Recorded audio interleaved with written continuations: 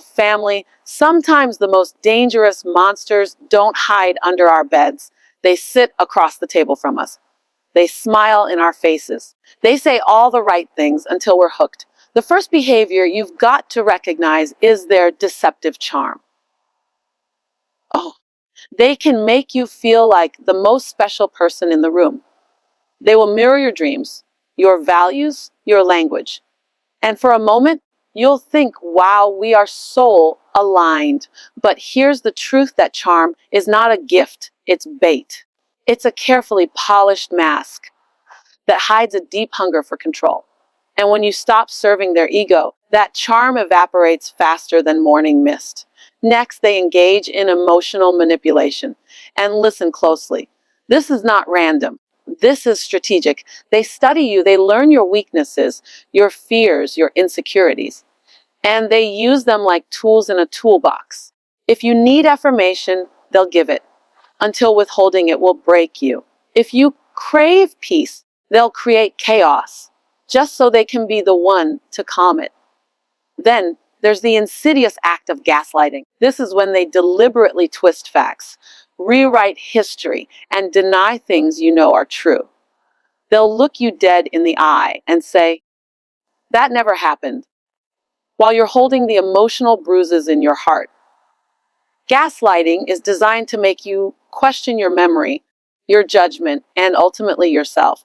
And when you start doubting yourself, guess who you rely on for clarity?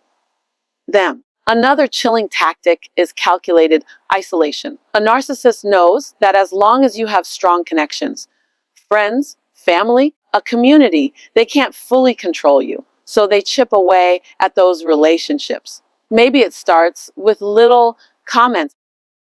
Your best friend doesn't really like you, or your family doesn't understand us. Before you know it, the calls stop. The visits slow down. And one day, you look around and the only voice in your world is theirs. They walk into the room, and before you even realize it, all eyes are on them. Their smile is effortless, their words drip with charm, and every move they make feels intentional, like they've been rehearsing for this moment all their lives. You feel drawn in. There's something magnetic about the way they connect, how they seem to understand you instantly, how they laugh at the right moments, how they say just enough about themselves to seem relatable, yet leave you wanting more. You don't even notice it at first, but they're weaving something, an invisible net made out of charisma and attention, and you are slowly getting caught in it. This charm isn't a coincidence. It's not a happy accident of personality. No, it's a tool, a finely crafted instrument they've learned to play so well that you don't even hear the strings tightening around you. When a narcissist turns on that charm, it feels like sunlight on a cold day. You relax. You open up. You feel safe enough to share pieces of your life, your hopes, your vulnerabilities. And that's exactly what they want. Every question they ask, every moment they lock eyes with you, every little compliment, it's calculated. They are collecting data, learning the blueprint of your emotional world. In the beginning, this charm feels like love, like friendship, like fate itself stepped in to bring you together. You might tell yourself, finally, someone sees me. Someone truly gets me. But here's the part that's chilling. What you think is connection is actually strategy. Their charm is not there to build something beautiful. It's there to build leverage. They're not interested in knowing you for the sake of knowing you. They're interested in knowing what makes you tick so they can later control what makes you move. They will mirror you, and it will feel like magic. If you love art, they will suddenly be fascinated by galleries. If you're into fitness, they'll start talking about their health journey. If you value deep conversations, they'll talk about philosophy at midnight with you. But notice this, none of it is truly about them. It's about you. It's about reflecting back exactly what you want to see, so you feel an almost supernatural connection. It's intoxicating, but it's an illusion. This deceptive charm is a mask. Beautiful, polished, and worn with confidence. But the mask has one purpose: to get you to let your guard down. And once your guard is down, the real work begins for them. They will slowly test the waters, pushing boundaries in small ways to see how much you will tolerate. At first, they might make a joking comment that feels just a little off, or they might dismiss one of your opinions lightly, almost playfully. You'll brush it off because the charm is still strong, still convincing you that they couldn't possibly mean harm. But each test is recorded, each reaction measured. The danger in this charm is not just in how it draws you in, it's in how it blinds you. You stop noticing red flags because you've already decided this person is good, kind, and special. The charm becomes a filter through which you interpret everything they do, even the things that hurt you. When they finally start showing cracks in that mask, you'll tell yourself it's just stress or a bad day, or that they didn't mean it. After all, someone this charming couldn't possibly be cruel, could they? But charm without empathy is a warning sign. True charm, the kind that's rooted in authenticity, doesn't have an agenda. But the narcissist charm, it's always transactional. It's always moving toward one goal: control. They may not even drop the charm entirely once they have you under their influence. They'll keep it alive just enough to keep you hooked, to make you doubt your own discomfort, to keep you chasing the person you met in the beginning. The most unsettling part is that this charm is so convincing that outsiders rarely see the truth. Friends, coworkers, even family might adore this person, reinforcing the idea in your mind that you're lucky to have them in your life. That's part of the trap. They control not only how you see them, but how the world sees them. And when the mask slips in private, you feel isolated because no one else believes what you've seen. It's a performance, a dangerous, award-worthy performance. And unless you know how to spot the difference between genuine warmth and manipulative charisma, you'll find yourself in the front row of a show that you never bought tickets for, watching as the lead actor steals your trust, your boundaries, and eventually your sense of self. They don't come at you with obvious cruelty in the beginning. No, they start small, so small you barely notice it. A slightly dismissive tone here, a subtle guilt trip there. At first, you might even interpret it as care, as concern, as them wanting the best for you. But underneath that gentle disguise is a precise, calculated plan. Emotional manipulation isn't about random mood swings or impulsive reactions. It's a carefully choreographed dance where every step is designed to get you exactly where they want you. A narcissist studies you like a map. They take note of your deepest insecurities, your biggest fears, your softest spots. They know exactly which words make your heart swell and which ones make it ache. And once they've gathered that information, they don't just hold it, they weaponize it. If you've shared that you hate disappointing people, they'll create situations where the only way to keep the peace is to give in to their demands. If you've told them about a time you were abandoned, they'll threaten, directly or indirectly, to leave just to see you scramble to keep them close. One of the most chilling aspects of this kind of manipulation is how unpredictable it feels. One day they flood you with praise, affection, and validation. You feel like the most loved, appreciated person in the world. The next day, without warning, that warmth turns into cold criticism or distant silence. And because you've tasted that earlier sweetness, you find yourself working harder to earn it back. This is not an accident. It's reinforcement training. They are conditioning you to chase their approval like a reward. And in the process, you start ignoring your own needs and boundaries just to keep them happy.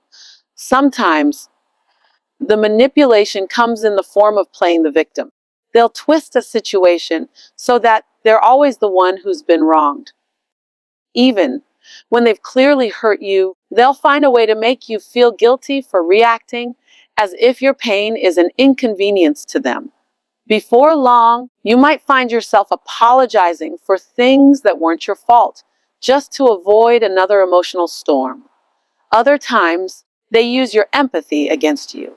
If you're a naturally compassionate person, this becomes their most powerful tool. They'll tell you stories of their own past struggles, some true, some exaggerated, some entirely fabricated, so you'll hesitate to hold them accountable. You think, they've been through so much, I don't want to add to their pain. But what you don't see in the moment is that they're creating a moral debt, a debt they never intend to repay, but one they will collect from you again and again. Their control is rarely about force, it's about influence. They can make you feel like every decision you make is actually your idea, when in reality, they've been steering you toward it all along.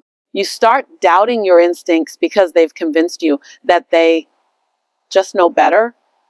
And over time, their voice becomes louder in your head than your own. One of the most dangerous parts of emotional manipulation is that it makes you complicit without you even realizing it. You start justifying their behavior to yourself and to others. You start believing that if you just try harder, love them more, or avoid certain triggers, everything will be fine.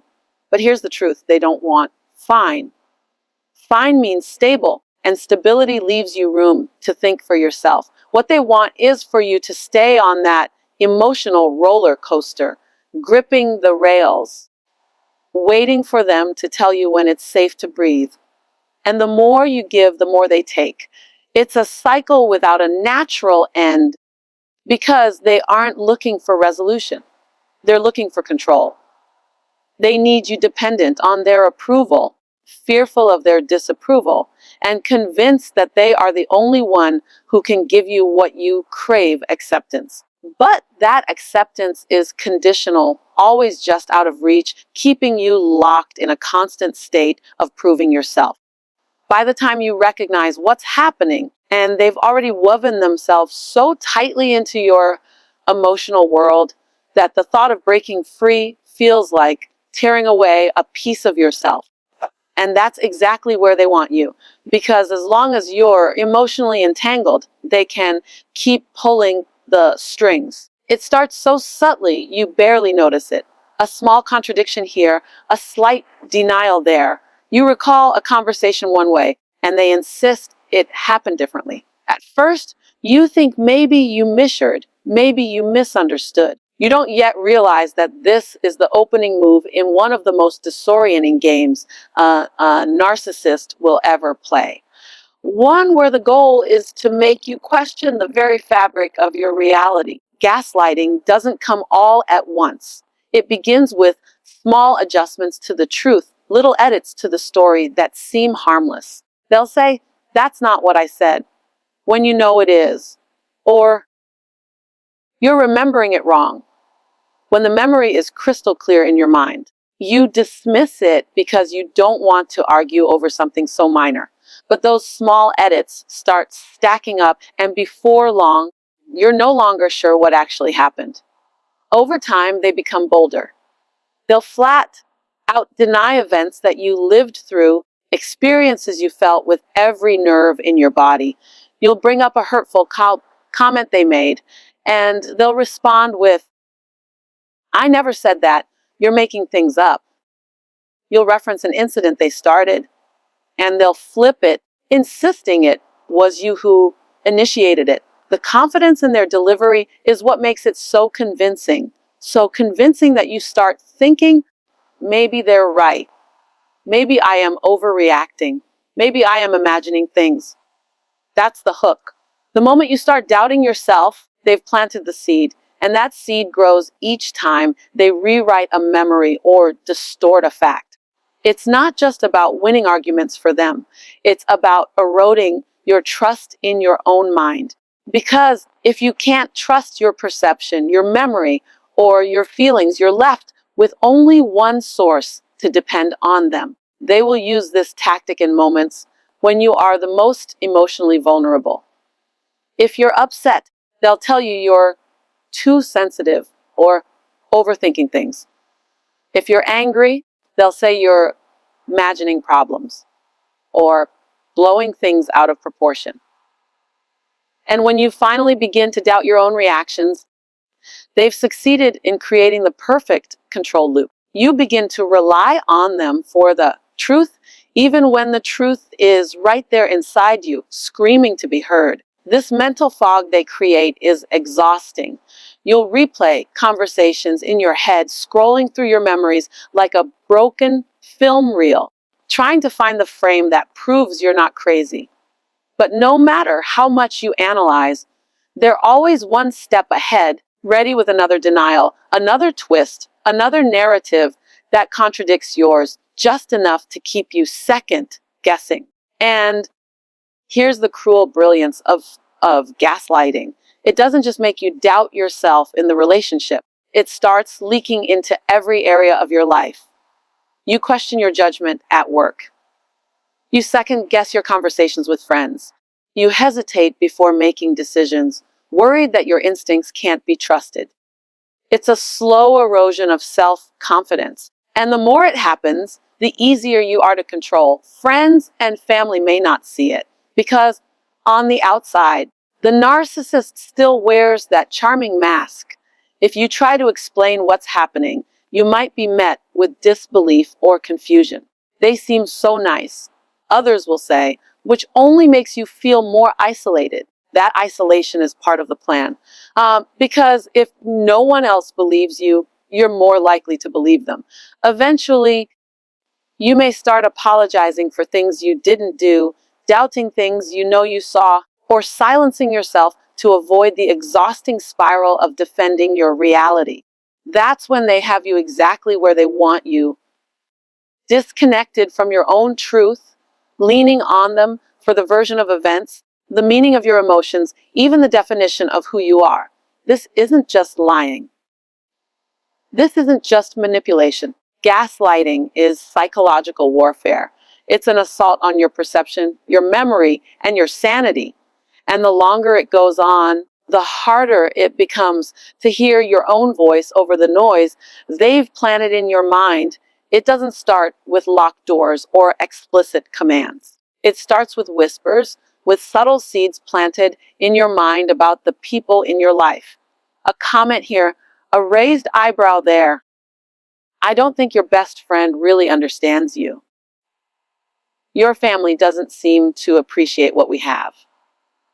They present these thoughts as observations, as if they're simply looking out for you. But what they're really doing is laying the groundwork for your world to shrink. At first, you might dismiss these comments as harmless opinions, but they repeat them slowly, consistently, until they begin to sound like truth. You start wondering if maybe your friend is jealous, if maybe your sibling doesn't want to see you happy, if maybe your coworkers don't respect you. The narcissist frames it as concern, as if they're protecting you from people who don't have your best interests at heart. In reality, they're removing your lifelines one by one. They know that as long as you have strong, healthy relationships outside of them, you have options. You have support. You have people who can hold up a mirror and remind you who you are when the relationship turns toxic. And that's a threat to their control. So they begin cutting those cords not with a knife, but with a scalpel, carefully, quietly. So that by the time you realize you're isolated, you can't pinpoint the exact moment it happened. Sometimes they'll do it through outright conflict. They'll start arguments with people close to you, putting you in the position of having to choose sides. Other times, they'll make you feel guilty for spending time with others. They might sigh heavily when you say you're going out or send a text that says, "I miss you," just as you're starting to enjoy yourself elsewhere. The goal is always the same: to make connection with others feel costly, to make it easier for you to stay close to them. Instead, they'll also use emotional pressure disguised as love. You're the only person I can really trust. You're the only one who truly understands me. These words might sound romantic or intimate, But there are also cages. If you're the only one for them, then any time spent with others becomes time stolen from the person who needs you the most. This creates a false sense of obligation, making you believe that prioritizing your other relationships is somehow a betrayal. Over time, the circle around you gets smaller. Maybe you stop calling that friend because the narcissist always finds something negative to say afterward. Maybe you decline a family gathering because you don't want to deal with the cold silence you'll get when you return. Little by little, your connections fray, not because you don't care, but because the cost of keeping them feels too high. And the narcissist is right there, ready to be your sole source of companionship, validation, and guidance. Once they've achieved this, their influence grows stronger. With no outside voices to challenge their version of events, they can shape your reality without interference. They become the primary filter through which you see the world. And because you've been cut off from your previous support system, you start to believe they're the only one you can trust. Isolation doesn't just affect your social life, it affects your sense of self. When you no longer have those affirming relationships that reflect your value, your worth begins to hinge entirely on the narcissist's opinion. And that's exactly where they want you. Because if they control your social environment, they control the feedback you get about yourself. This kind of isolation is one of the most dangerous tools they use because it doesn't just remove people from your life, it removes perspective. Without perspective, it's easy to lose sight of what's healthy and what's harmful. And when your world becomes that small, it's almost impossible to imagine life beyond the boundaries they've built around you. You see, when you lay all these behaviors out side by side, the picture becomes painfully clear. The charm, the manipulation, the gaslighting, the isolation, they're not random acts. They're not just flaws in personality or moments of weakness. They are deliberate strategies executed with precision, each one feeding the next. Together, they form a cycle that is designed to capture you, dismantle you, and rebuild you into someone who serves their needs at the expense of your own. It's like watching a spider spin its web. At first, it's just a few strands, soft, delicate, barely noticeable. But over time, the threads grow thicker, the pattern more complex, until one day you wake up and realize you're trapped in something that was being built around you the whole time. The narcissist doesn't rush. They don't need to. They are patient hunters, and their prey is not your body. It's your mind, your heart, your spirit. And here's what makes it so dangerous. Each tactic on its own can be dismissed. Charm. Everyone likes a charming person. Manipulation. Maybe they're just having a bad day. Gaslighting. Maybe you did remember it wrong. Isolation. Maybe they just want to spend more time with you. But when you put them together, you realize you're not looking at coincidence. You're looking at a blueprint for control. That's why awareness is not optional. It's essential. Because once you can name these behaviors, you start to see them for what they are. You stop romanticizing the charm and start questioning its purpose. You recognize manipulation not as love or care, but as an attempt to steer your choices without your consent. You hear the lies of gaslighting and remember that your memory, your feelings, and your experiences are valid. You notice isolation not as a sign of devotion, but as a warning flag that someone is trying to shrink your world. The truth is, a narcissist thrives in your unawareness. They need you to doubt yourself, to be unsure, to keep giving them the benefit of the doubt. The moment you see them clearly, the moment you recognize the pattern, their power begins to crumble. Because control only works when it's invisible. Once the curtain is pulled back and you see the machinery, you realize you have choices, and they lose the absolute hold they've been working so hard to create. And while it's not always easy to break free, understanding the game changes everything. It means that every time they deploy one of these tactics, you can pause, take a breath, and decide, no, this is not mine to carry. This is not my truth to believe. This is not my reality to live in. That's how you begin to take your power back, not all at once, but piece by piece, decision by decision, truth by truth. Because at the end of the day, the real danger isn't just in the damage they cause, it's in how much of yourself you give away before you realize it's happening. And the real victory is in knowing you don't have to give another piece. You can step out of the web. You can reclaim your voice, your boundaries, your life. And once you do, no matter how much they try, they'll never be able to put you back in that cage again.